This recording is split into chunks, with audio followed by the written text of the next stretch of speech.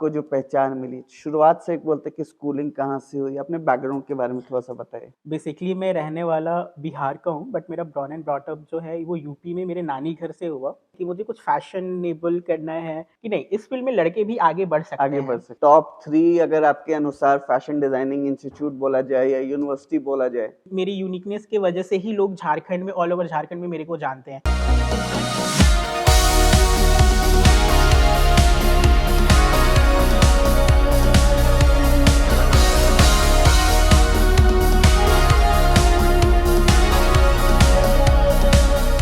नमस्कार, जोहार, interview with Dilbir Singh में मैं दिलबीर सिंह आपका स्वागत करता हूँ। आज हमारे बीच पॉडकास्ट में एक ऐसे फैशन डिजाइनर है जो फैशन इंडस्ट्री की को बूम पे लेके गए, रांची का नाम रोशन किया। जी हाँ दोस्तों, हमारे बीच है मनीष पांडे। स्वागत है आपका हमारे स्टूडियो में।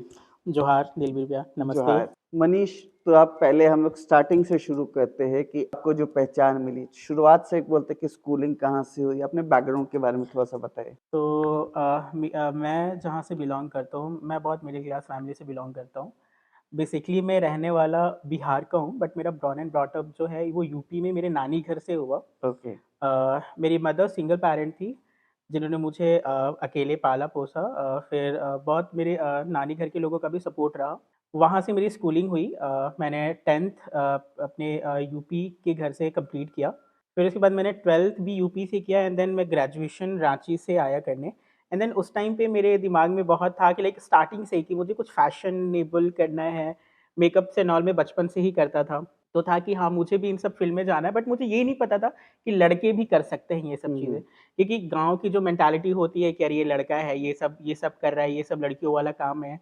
तो उनका अलग ही मेंटालिटी है इन सब चीज़ों को लेके। फिर मैं रांची आया, जब मैं 12th पास आउट हो गया था, तो मेरी सिस्टर की शादी थी।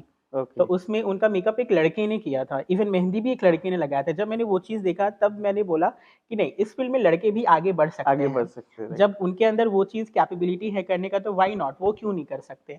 तो फिर मैंने मम्मी को बोला। उस टाइम पे मैं ग्रेजुएशन मैथ ऑनर्स से कर रहा था, बट लिटरली मैं बताऊँ तो मेरा बिल्कुल मन नहीं कर रहा था करने का। ओके, तो मैंने मम्मी को बोला कि मम्मी मुझे इस फ़ील्ड में आगे जाना है, मुझे फ़ैशन करना है। तो मम्मी ने क्वेश्चन्स नहीं किया, मम्मी ने बोला ठीक है जाओ, अगर तुम्हें लग रहा है कि तुम इस फ़ील्ड में कुछ कर सकते हो, आगे बढ़ सकते हो, तो डेफ़िनिटली यू शुड गो। तो मैं यहाँ पे आया मासी के यहाँ अपने। मासी ने भी सपोर्ट किया। फिर मेरी दी की शादी हुई थी जिनसे, जीजू से। मैंने जीजू से अपनी दिल की बात रखी कि जीजू मुझे फ़ैशन में आगे जाना है। तो उन्होंने बोला ठीक है, मेरे साइड से जितना हेल्प हो सकेगा मैं करूँगा। तो उन्होंने बात किया। एक टीचर थे हमारे जो मेकअप आर्टिस्ट का कोर्स कराते थे, तो उन्होंने मेरे को उनसे बोला कि आप इनको मेकअप सिखा दीजिए। तो मैंने उनसे उस टाइम पे 2018 में मैंने उनसे मेकअप सीखा। देन 2019 में मैंने फ़ैशन जॉइन किया ओके। और उससे मैंने री-ग्रेजुएशन किया आर्ट से। तो इसमें नो डाउट मेरे जीजू का भी बहुत सपोर्ट रहा है, उन्होंने बहुत सपोर्ट किया इस फ़ील्ड में मेरे। मेरी दी ने, मेरे जीजू ने। तो मैंने ग्रेजुएशन किया, ग्रेजुएशन फ़ैशन से किया। फिर 2019 टू 2021 मेरा ये था, बैच था।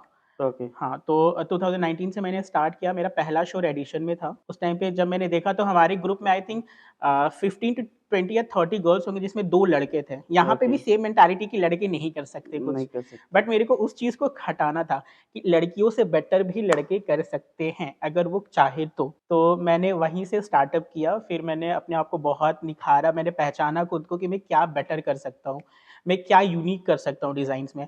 और आज आई थिंक मेरी यूनिकनेस की वजह से ही लोग झारखंड में, ऑल ओवर झारखंड में मेरे को जानते हैं। क्योंकि मेरा जो डिज़ाइन्स का मेन फोटे है वो वेस्टर्न है। तो मैं अपने इंस्टीट्यूट में डिज़ाइन्स बनाता था, स्केचेस करता था। तो सब बोलते थे यार ये क्या बनाते हो? तो कपड़े ही नहीं पहनाता मॉडल्स को। हुँ, हुँ। बट द नाउ अगर कोई मेरे को जानता है तो मेरी यूनिकनेस की वजह से ही जानता है, मेरे डिज़ाइन्स की वजह से ही जानता है। तो आई एम ग्लैड कि मैंने अपने आप को बहुत फ़ोर्स किया इस फ़ील्ड में, बहुत अच्छे से मैंने आपको निखारा है। तो या लड़के चाहे तो कुछ भी कर सकते हैं, किसी भी फ़ील्ड में कर सकते हैं। तो मैं बहुत मिडल क्लास फ़ैमिली से आता हूँ, बट या इंसान चाहे तो वो कुछ भी कर सकता है, चाहे वो किसी भी बैकग्राउंड से बिलॉन्ग क्यों ना करता हो। अगर उसको करने की चाह है तो वो ईज़िली कोई भी चीज़ कर सकता है। क्या बात है। आपने ये जो फैशन डिज़ाइनिंग की वो उसका कोर्स कौन से कॉलेज से किया? हाँ, मैंने जो फ़ैशन डिज़ाइनिंग की, मैंने आईएनआईओडी से किया था, जो कि रांची में है। ये मनीष मल्होत्रा के थ्रू ऑथराइज़्ड है। Okay, INIOD international design of fashion designing. Okay, मैंने उससे ग्रेजुएशन कंप्लीट किया था अपना। और उस टाइम पे बाय लक अगर बोला जाए तो मेरा इंटर्नशिप नहीं हुआ था और मुझे ये फ़ील हुआ था कि मैंने यहाँ पे फ़ैशन करके आई थिंक अपने आप को लॉस कर दिया है। क्योंकि अगर किसी फ़ैशन डिज़ाइनर का इंटर्नशिप नहीं होता है, तो वो उसका पैसा लगाना, डिज़ाइनिंग करना सब वेस्ट जाता वेस्ट है। चला जाता है। बट मैंने उस टाइम पे भी खुद को बहुत वो किया था कि नहीं मुझे करना है। अगर मेरी मेरी इंटर्नशिप नहीं हुई फिर भी मेरे को अपने आप को इस फ़ील्ड में लाना है, लोगों के बीच में अपनी एक पहचान बनानी है। मैंने बहुत सारे शोज़ किए, मैंने बहुत सारे शोज़ करना स्टार्ट किया। लाइक ऑब्वियस सी बात है डिज़ाइनर से पेमेंट भी लेते थे, मैं देता भी था। जब लोगों ने मेरे डिज़ाइन्स को देखा, जो ऑर्गेनाइज़र्स थे फ़ैशन के, उन्होंने मेरे डिज़ाइन्स को देखा, उन्होंने मेरी मेहनत को देखा, तो उन लोगों ने ऑटोमैटिकली मुझे इन्विटेशन देना स्टार्ट कर दिया एज़ प्रोफ़ेशनल डिज़ाइनर और वो लोग बहुत रिस्पेक्ट दिए मेरे को। उनके शोज़ की वज़ह से मुझे अपनी एक अलग पहचान मिली। अब तब जाके मैंने रांची में एक अपना अलग का ब्रांड, अपना अलग का नाम बनाया। तो या क्या बात है। मनीष, अगर फैशन डिजाइनिंग की बात करें तो पहले के फैशन ट्रेंड्स अलग थे, अभी के अलग है, तो इन लोग को आप कैसे देखते हैं? अगर पहले का फ़ैशन ट्रेंड देखा जाए तो एक टाइम था जब आई थिंक हमारे पापा, पापा के पापा, उन लोग का एक फ़ैशन अलग था। Like bell bottom pants, like baggy pants, ये सब उस टाइम पे चलते थे। अगर अभी का फ़ैशन ट्रेंड देखा जाए, तो अभी के जो यूथ है ना, वो पहले के फ़ैशन ट्रेंड को कॉपी कर रहे हैं। ओके। बट अगर फिर भी झारखंड में देखा जाए ना, तो हमारा झारखंड अभी भी फ़ैशन के मामले में बहुत पीछे है। अगर आप दिल्ली जाओ, मुंबई जाओ, बैंगलोर जाओ, तो हमारा झारखंड आई थिंक उनसे 5 से 6 साल पीछे है, फ़ैशन के मामले में अगर हम देखें तो। क्योंकि वो सब डेवलप्ड सिटीज़ हैं, वो लोग फ़ैशन को 2 साल आगे लेके चल रहे हैं और हम लोग फ़ैशन को 3 साल पीछे लेके चल रहे हैं। तो हमें थोड़ा-सा खुद पे वर्क करना पड़ेगा, हमारे माइंडसेट को सेट करना पड़ेगा फ़ैशन को लेके। मनीष, देखा जाता है कि फैशन डिजाइनर्स, फैशन मतलब कुछ भी पहन लो, ठीक है। एक बहुत सारे इन्फ्लुएंसर्स का ट्रेंड चला था कि यस, भाई यस। मतलब कुछ भी नाप तोल के पहन लो। क्या वो फैशन है कि ये फैशन के रूप में दिखावा है? नहीं, नहीं, अगर देखा जाए तो it's not like a fashion, it's a creativity. अगर जो इन्फ्लुएंसर्स हैं वो कुछ भी अगर पहन रहे हैं, कुछ भी ऐसा खुद के ऊपर स्टाइलिंग कर रहे हैं, तो वो एक क्रिएटिविटी है उनकी। वो उसको हम लोग फैशन का दर्जा नहीं दे सकते क्योंकि fashion is a totally different thing. क्योंकि अगर फैशन में अगर आप कोई कपड़े डिज़ाइन कर रहे हो तो उसका अलग से बहुत प्रोसेस होता है। मूड बोर्ड डिज़ाइन करने होते हैं, कलर बोर्ड डिज़ाइन करने होते हैं, बहुत सारी चीज़ें होती हैं। तब जाके एक डिज़ाइन फाइनलाइज़ होता है, तब हम उसको रियल बनाते हैं। तो वो एक फ़ैशन अलग हो गया और जो उर्फ़ी करती है, बहुत सारे फ़ैशन इन्फ्लुएंसर्स हैं, वो करते हैं, वो क्रिएटिविटी होता है। वो यूथ को इंस्पायर करते हैं कि आप भी कुछ लाइक जो भी नॉर्मल कपड़े आप उसको क्रिएटिव तरीके से बना के खुद को वियर कर सकते हो। तो इट्स अ क्रिएटिविटी और proper fashion is a different thing. तो ओके। अलग चीज़ हो जाता है। फैशन इंडस्ट्री के बारे में बात करें तो पहले पढ़ाई से शुरू होती है। तो अगर इंडिया में टॉप 3 अगर आपके अनुसार फैशन डिजाइनिंग इंस्टीट्यूट बोला जाए या यूनिवर्सिटी बोला जाए, जहाँ पे पढ़ाई भी अच्छी होती है एंड प्लेसमेंट्स भी अच्छे लोग, मतलब लोगों का करियर अच्छा जाएगा अगर वहाँ पे एडमिशन लोगे तो। तो आपके अनुसार इंडिया के टॉप 3 कौन से? मतलब माय फेवरेट अगर मैं देखूँ तो मेरे 3 ऐसे हैं। फर्स्ट तो अगर देखा जाए तो पॉल अकेडमी, जो कि ओके, काफ़ी अच्छे तरीके से स्टूडेंट्स फैशन स्टूडेंट्स को वो इन्फ्लुएंस करता है, पढ़ाता है एंड देन इंटर्नशिप भी प्रोवाइड करता है क्या बात और है। काफ़ी अच्छे लेवल पे वो इंटर्नशिप प्रोवाइड करता है। तो first of the Paul University no doubt and second अगर देखा जाए तो निफ्ट, जो निफ्ट। कि गवर्नमेंट सेक्टर से ऑथराइज्ड है हमारा निफ्ट और वो भी काफ़ी अच्छे तरीके से स्टूडेंट्स को एनहांस करता है उनके आर्ट्स को लेके, फैशन को लेके, हर एक चीज़ को लेके। तो उसकी भी उन्होंने भी अपने बहुत सारे स्टूडेंट्स को बहुत अच्छे-अच्छे जगह पे प्लेसमेंट्स दिलाए हैं। उन्हें गवर्नमेंट सेक्टर से जॉब भी प्रोवाइडेड कराए हैं एंड थर्ड थिंग ऑब्वियस सी बात है जहाँ से मैंने किया है आईएनआईएफटी। ओके। तो ये भी बहुत अच्छा ऑर्गेनाइज़ेशन है। ये नेशनल, इंटरनेशनल दोनों जगह पे है। तो ये मेरे लिए टॉप 3 बेस्ट हैं अभी तक और भी बहुत सारे हैं but for me these are. Manish, आपके अकॉर्डिंग टॉप 3 कौन से ऐसे फैशन डिजाइनर्स हैं, आप भी फैशन डिजाइनर, तो और कौन से फैशन डिजाइनर्स हैं जिनका काम आपको अच्छा लगता है या आप उनके साथ काम करना चाहते हो? टॉप 3 अगर मैं देखूँ तो ऐसे नहीं बोल सकते टॉप 3 क्योंकि मेरे बहुत सारे फ़ेवरेट डिज़ाइनर्स हैं। बट इनमें से अगर मैं टॉप 3 सेलेक्ट करूँ तो like first no doubt Manish Malhotra, he is a okay. Fabulous designer बोलेंगे क्योंकि वो बॉलीवुड में एक तरीके से बहुत ही फ़ेवरेट डिज़ाइनर है सारे एक्टर्स के। And second no doubt Sabyasachi, क्योंकि उनके ब्राइडल कलेक्शंस, उनके कलर सिलेक्शंस एंड ऑल इतने परफेक्ट होते हैं कि मैं बता नहीं सकता। एंड थर्ड ऑब्वियस सी बात है रोहित वर्मा, बिकॉज उनके जो कॉन्सेप्ट्स होते हैं ना डिज़ाइंस को लेके, I literally like okay. His designs. तो ये भी और बहुत सारे हैं, लाइक इंटरनेशनल डिज़ाइंस में आप जाओगे पेपेडॉन, और भी बहुत सारे हैं जिनके डिज़ाइंस बहुत ब्यूटीफुल होते हैं, उनके वर्क बहुत ब्यूटीफुल होते हैं। लाइक जिस तरीके से वो कॉस्ट्यूम्स के ऊपर, लाइक एक नॉर्मल कपड़े को वो लोग हैंड वर्क करके, स्टोन्स वर्क करके जिस तरीके से इन्हांस करते हैं, लाइक बहुत अच्छे तरीके से उस चीज़ को रिप्रेजेंट करते हैं। तो या ये मेरे 3 फेवरेट हैं, मनीष मल्होत्रा, सब्यसाची एंड रोहित वर्मा। मनीष, जैसे कि नए ट्रेंड्स आते हैं और आपने बोला कि जैसे फैशन जो है सर्कल की तरह है, लाइफ सर्कल की तरह फैशन साइकिल भी है चल रहा है, जो पुराने ट्रेंड्स वापस नए बन जा रहे हैं एंड नए वाले फिर पुराने होके फिर वापस रिपीट हो रहे हैं। तो इसमें कैसे लोग कंफ्यूज नहीं होते यार, ये लोगों को माइंडसेट कैसे चेंज होता है? नहीं, कन्फ्यूज़न का कोई वही नहीं बनता, क्योंकि जो पुराने ट्रेंड्स हैं ना, ऑब्वियस सी बात है वो अगर लाइक जो 20s के 90s के डिज़ाइन है, अगर वो 21st सेंचुरी में आ रहे हैं, 22nd सेंचुरीज़ में आ रहे हैं, तो ऑब्वियस सी बात है वो पुराने को कुछ नए तरीके से रिप्रेज़ेंट कर रहे हैं लोग। लाइक पहले जो कुछ और चलता था, लाइक एक आता था बॉब प्रिंट्स, वैसे कुछ शर्ट आते थे। अब उसको वो लोग बॉब प्रिंट को ही नए तरीके से यूटिलाइज़ करके लोग पहन रहे हैं। तो लोग पुरानी चीज़ों को भी लोग उठा रहे, बट अपने थॉट के तरीके से, नए तरीके से यूज़ करके वो पहन रहे हैं। तो वो कन्फ्यूज़ होने की नीड ही नहीं है इसमें।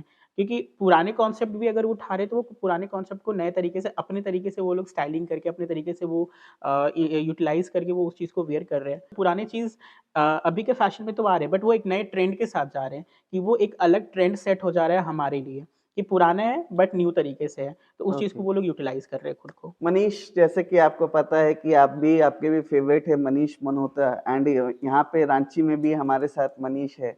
तो हमारे मनीष का अपग्रेड स्टूडियो कुछ यहाँ पे आएगा कि आप लोगों को इजीली उनके ड्रेसेस अवेलेबल हो सके एंड लोग देख सके, तो कुछ वैसा कुछ प्लान है कि आपके जो अलग अलग स्टोर्स खुले या कुछ?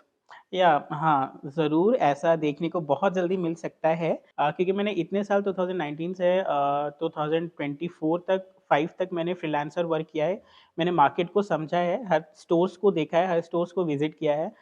अब जाके मैंने एक स्टेबल अपना ओपन कर रहा हूँ, जो कि 60% वर्क कंप्लीट हो चुका है। बहुत जल्दी उन लोगों को मेरा एक खुद का ब्रांड, खुद का ऑनलाइन स्टोर भी देखने को मिलेगा। वो चाहे तो मेरे ब्रांड पे भी विज़िट कर सकते हैं, वो चाहे तो ऑनलाइन भी परचेज़ कर सकते हैं।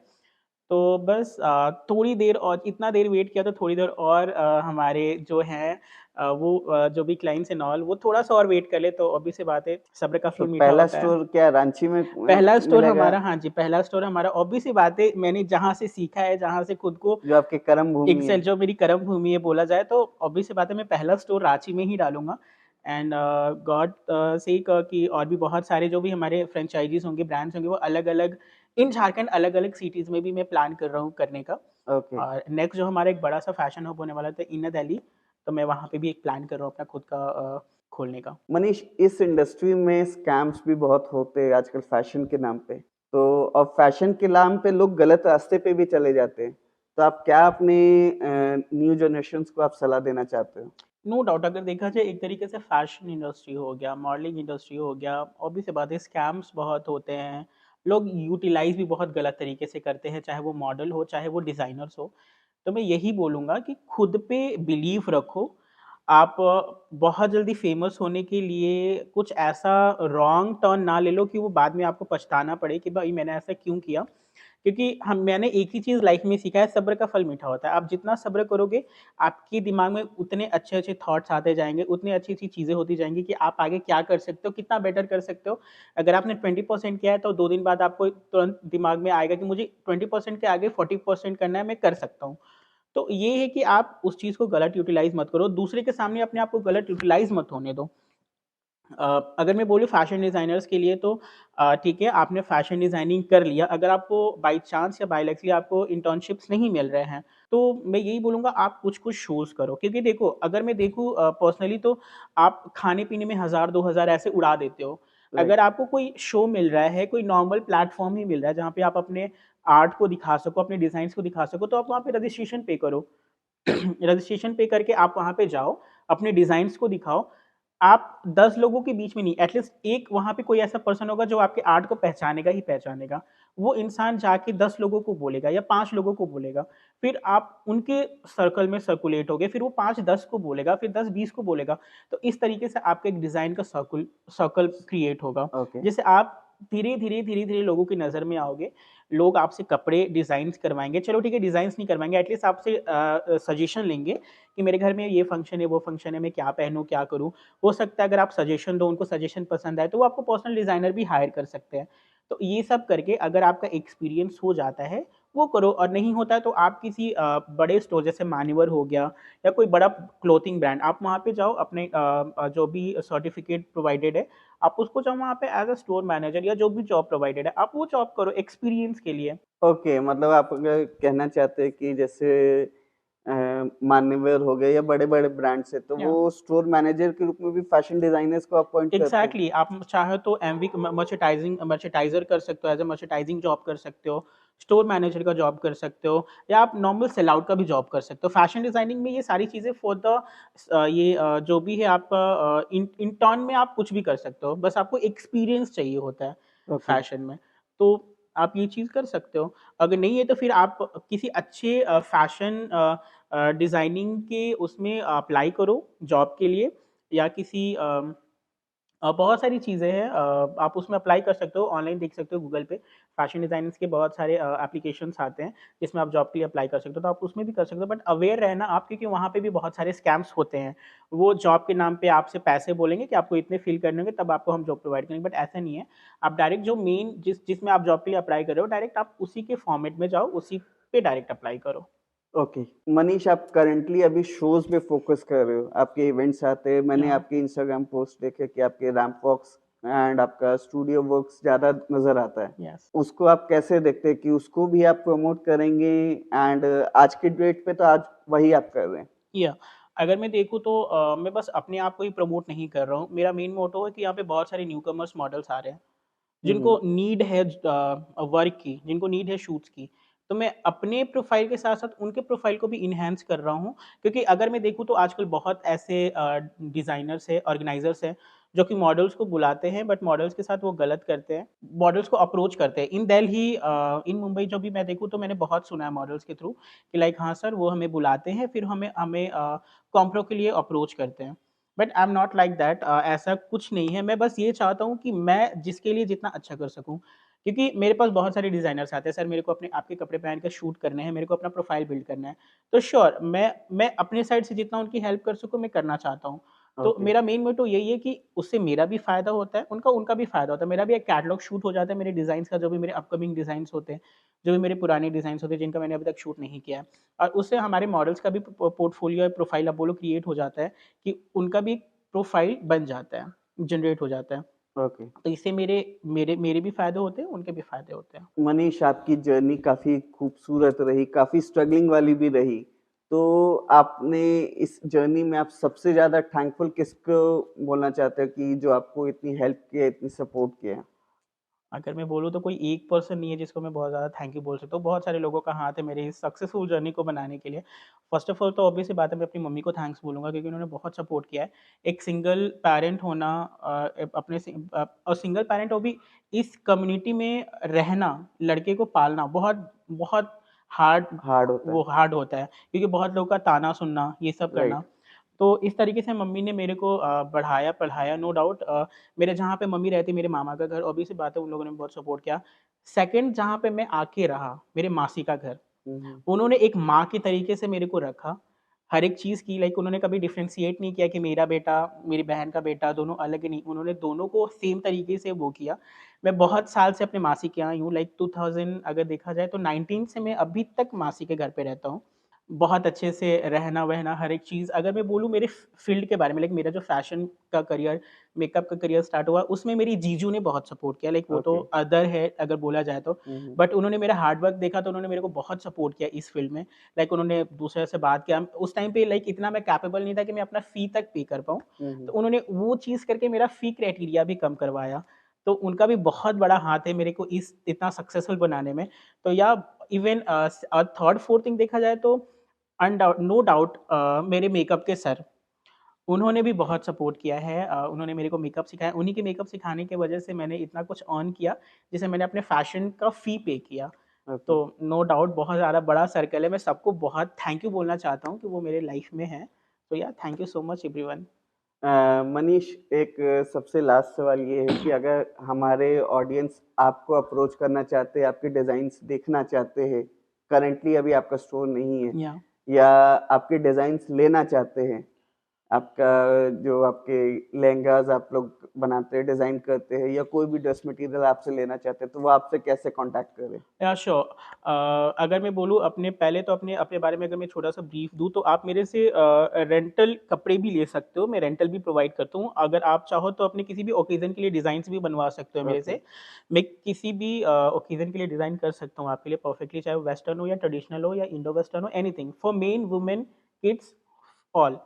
और रही बात कॉन्टैक्ट करने की, तो ऑब्वियस सी बात है, मैं अपना इंस्टाग्राम अकाउंट और अपना कॉन्टैक्ट नंबर हमारी वीडियोज़ में मैं दे दूँगा। आप वहाँ पे जाके विज़िट कर सकते हो मेरे इंस्टाग्राम अकाउंट में, आप मेरे को पिंग कर सकते हो। मैं अपना वहाँ पे ऑफ़िशियल नंबर भी प्रोवाइड कर दूँगा, तो आपको जो भी क्वायरीज़ होंगी, जो भी चीज़ें होंगी, आप मेरे से डायरेक्ट बात कर सकते हो regarding dresses, rental dresses, anything. तो इव गाइस, मनीष के सारे कॉन्टैक्ट डिटेल हमारे डिस्क्रिप्शन में है, इवन इनकी इंस्टाग्राम आईडी भी हमारे डिस्क्रिप्शन पे है। एंड आप इन्हें ज़रूर देखें एंड ज़रूर कॉन्टैक्ट करें। मिलते हैं नेक्स्ट एपिसोड में नेक्स्ट गेस्ट के साथ। Interview with Dilbir Singh follow and subscribe नहीं किया तो कर लीजिए। नमस्कार।